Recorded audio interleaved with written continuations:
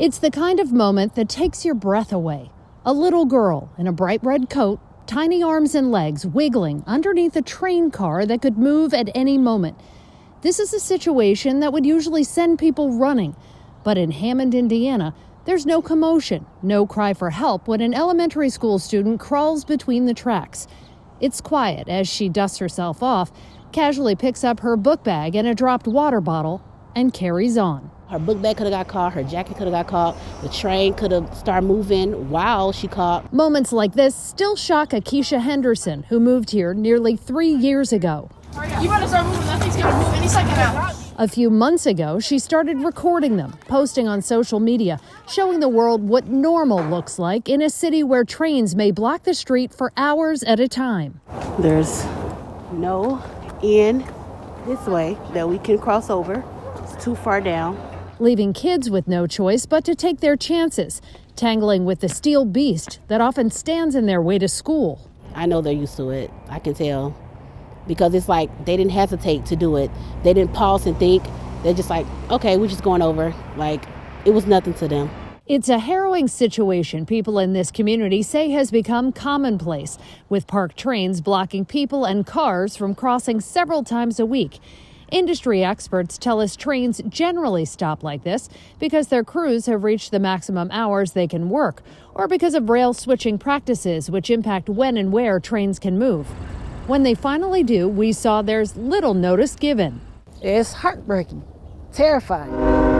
Our national investigative team and our partner, ProPublica, repeatedly saw why, watching a teenage student running late, hefting his bike through stalled train cars on his way to school. Crowds of elementary kids gathering to see if a train would move before they had to file across one by one to make the morning bell.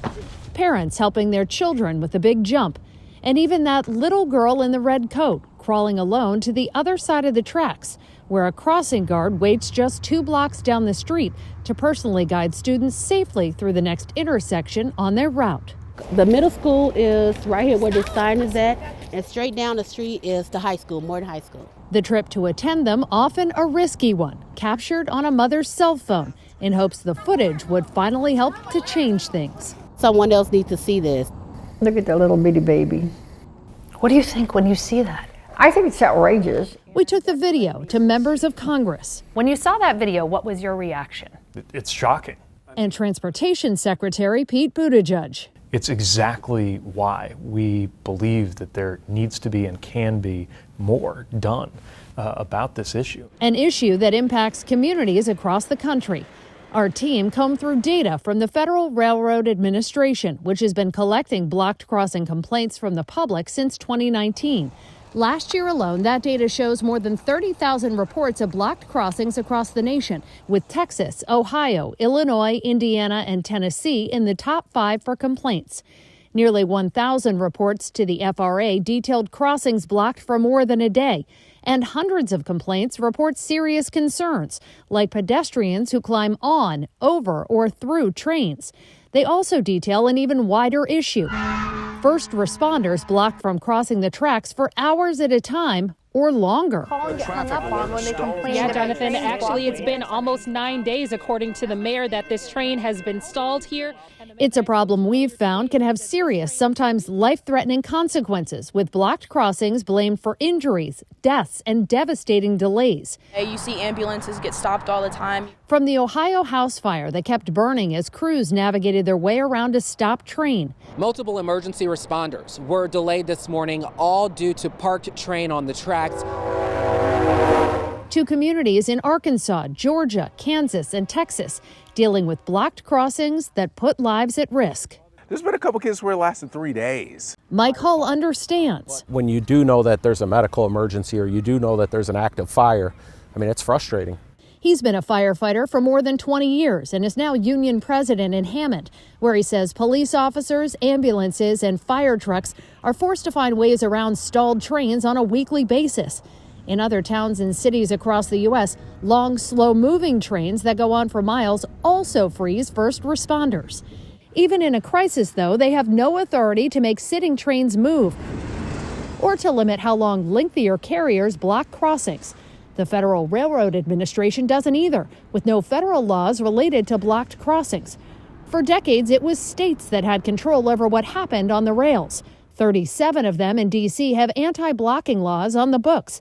But a series of court rulings in recent years have essentially made those powerless. The cities and towns and states have tried to challenge the railroads. Obviously, the railroads have come out well ahead. And so I don't know if they're giving us, the middle finger and saying we're going to do it because we've won in court, or if they're just ignoring it. But we need help. We need help.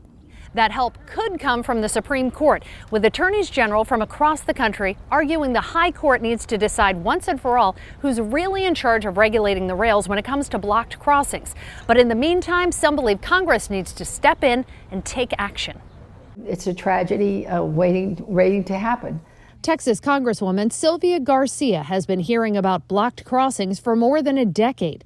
In her district in Houston, she's been told first responders have been detoured by trains more than 3,000 times since 2019. I think they need to be more responsible and more responsive, and the FRA needs to exert more oversight. Garcia wants to empower the agency with more authority. She's proposing the Don't Block Our Communities Act. It would ban rail carriers from letting their trains block crossings for more than 10 minutes and also give the FRA the ability to fine companies who repeatedly go over the limit. Is that the only way to get them to stop doing this? Well, I'm old school and I'm a former judge, and I think until you hit people in the pocketbook, you don't get their attention. Well, it's always frustrating when you see behavior by a company and you're a regulator and you can't just grab them by the collar and say, stop it. Secretary Buttigieg believes this is the moment for Congress to act and give the FRA, which falls under his umbrella, the legal power to directly regulate blocked crossings. But he's not waiting for solutions. He's funding them. The Transportation Department is handing out $3 billion as part of a first-of-its-kind grant program for projects across the country that make crossings safer or get rid of them altogether.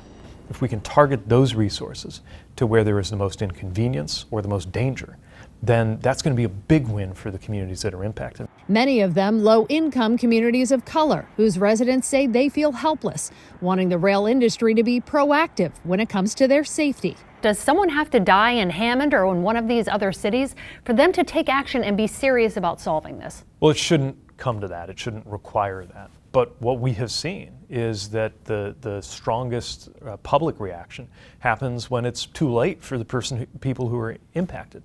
The Association of American Railroads, an industry lobbying group, says safety will always be their top priority, with their members committed to being responsible community partners.